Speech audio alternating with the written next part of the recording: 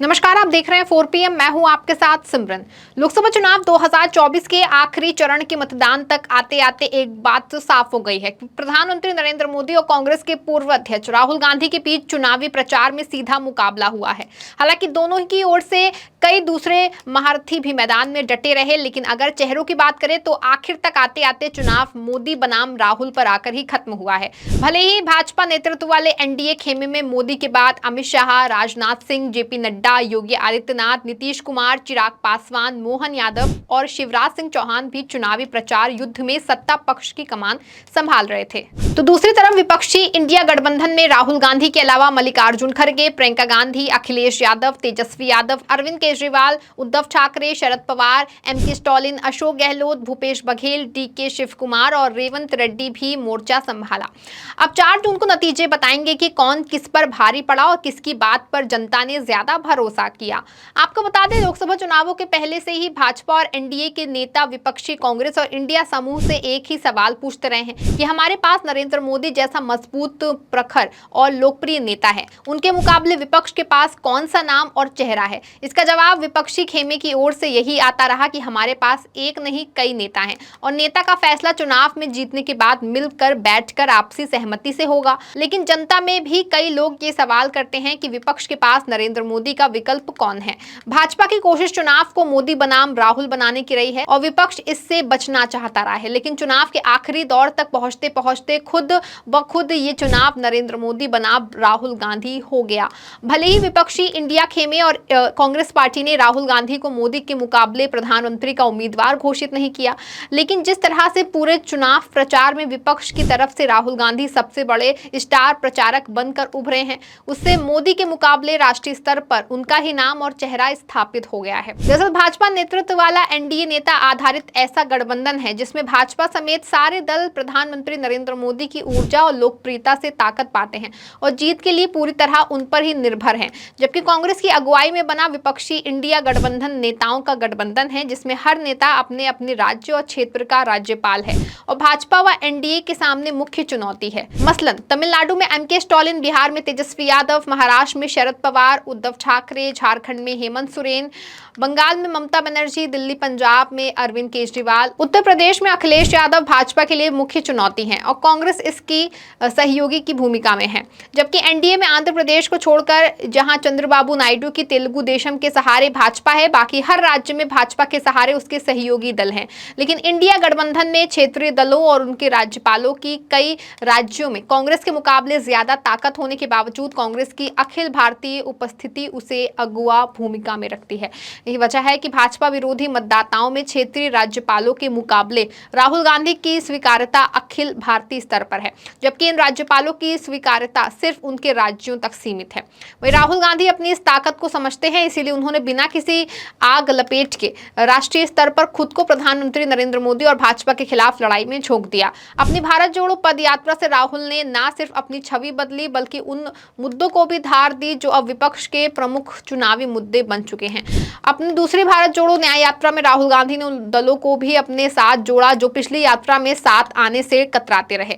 नफरत के बाजार में मोहब्बत की दुकान खोलने के नारे के साथ शुरू हुआ उनका सफर चुनाव आते आते बेरोजगारी, महंगाई, अग्निवीर, महिला सशक्तिकरण और संविधान बचाने के धारदार मुद्दों में बदल गया। जहां कांग्रेस के प्रभाव वाले क्षेत्रों में तो राहुल गांधी प्रचार की कमान संभालते रहे, वहीं बिहार में तेजस्वी यादव, उत्तर प्रदेश में अखिलेश, तमिलनाडु में स्टालिन, झारखंड में चंपई सोरेन, महाराष्ट्र में उद्धव ठाकरे और शरद पवार के साथ चुनाव प्रचार साझा करके राहुल गांधी विपक्षी दलों का केंद्र बिंदु बन गए और जाने अनजाने मोदी के मुकाबले जनता ने राहुल गांधी को खड़ा कर दिया। आपको बता दें, भाजपा मोदी ने भी अपने ज्यादातर हमलों में राहुल गांधी को ही निशाने पर लेकर उन्हें अपना मुख्य प्रतिद्वंदी बना दिया। राहुल गांधी ने जिस तरह अपनी हार चुनावी सभा में भारतीय संविधान के लाल किताब वाले गुटका संस्करण को हाथ में लेकर लगातार भाजपा पर यह आरोप लगाया कि तीसरी बार सत्ता में आने पर वो संविधान को नष्ट कर देगी और वो इंडिया गठबंधन उसे ऐसा नहीं करने देंगे। उसने संविधान बचाने की विपक्ष का प्रमुख चुनावी मुद्दा बना दिया और समाज के उन दलित, आदिवासी, पिछड़े, वंचित सब तबकों में ये बात बहुत गहराई तक नीचे चली गई, जिसने भाजपा के उन सामाजिक समीकरणों को काफी हद तक प्रभावित किया जो उसने अपनी सोशल इंजीनियरिंग की ईंटों और हिंदुत्व की सीमेंट से 2014 से लेकर अब तक हुए हर चुनाव में बनाया और जीता। बता दें, महंगाई, बेरोजगारी और अग्निवीर के मुद्दों ने राहुल की इस मुहिम को और ज्यादा धार दे दी।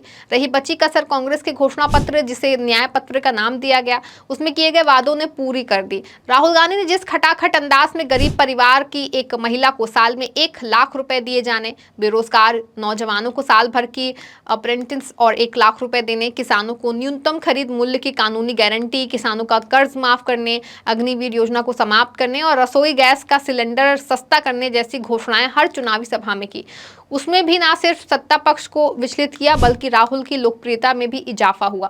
राहुल के बाद कांग्रेस में प्रियंका गांधी और पार्टी अध्यक्ष मल्लिकार्जुन खड़गे ने भी जमकर चुनाव प्रचार किया, जहां प्रियंका की अखिल भारतीय स्तर पर यह पहली राजनीतिक परीक्षा रही जिसमें उन्होंने पूरे देश में जबरदस्त अपना प्रभाव छोड़ा। लेकिन अमेठी और रायबरेली में उनकी अनथक मेहनत ने भाजपा के लिए कड़ी चुनौती पेश की है। वहीं अपनी उम्र और व्यय के बावजूद खड़गे ने जिस तरह इस चुनावी मौसम और गर्मी में खुद को प्रचार में झोंका और मेहनत की है, उसने उन्हें देश के अग्रणी नेताओं की कतार में खड़ा कर दिया।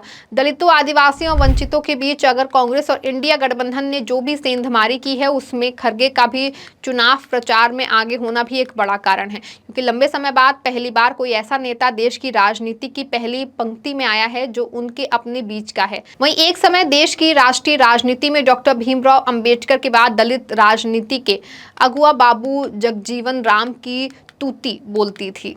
उनके अलावा रामधन, बुद्धप्रिय मौर्य जैसे प्रखर दलित नेताओं की एक नई पीढ़ी तैयार हुई, जिसमें रामविलास पासवान, संप्रिय गौतम जैसे नाम जुड़े। लेकिन जगजीवन राम के बाद राष्ट्रीय राजनीति में दलित राजनीति को सर्वाधिक आक्रामक तेवर काशीराम और मायावती ने दिए। काशीराम के निधन और मायावती के राजनीतिक पतन के बाद पिछले 10 सालों से भारत के दलित समाज को राष्ट्रीय स्तर पर कोई नेता नहीं मिला। लेकिन मल्लिकार्जुन खड़गे के कांग्रेस अध्यक्ष बनने के बाद दलितों में उनके प्रति स्वाभाविक आकर्षण पैदा हुआ और लोकसभा चुनावों में खड़गे की सक्रियता ने उन्हें देश की राजनीति में राष्ट्रीय स्तर पर एक सर्व स्वीकार्य दलित नेता बना दिया है। हालांकि खड़गे खुद को सिर्फ दलित नेता के रूप में नहीं देखते हैं, लेकिन मौजूदा दौर में वो ऐसा दलित चेहरा है जो अन्य वर्गों को भी स्वीकार है। इसलिए लोकसभा चुनावों में कांग्रेस और इंडिया गठबंधन को मिलने वाली किसी भी सफलता में मल्लिकार्जुन खड़गे के योगदान को भी अनदेखा नहीं किया जाना चाहिए। दरअसल राहुल गांधी के मुद्दे और खड़गे का चेहरा दोनों ने ही दलित, वंचित, पिछड़े और आदिवासियों के बीच विपक्ष को साख और समर्थन दिलाने का काम किया है।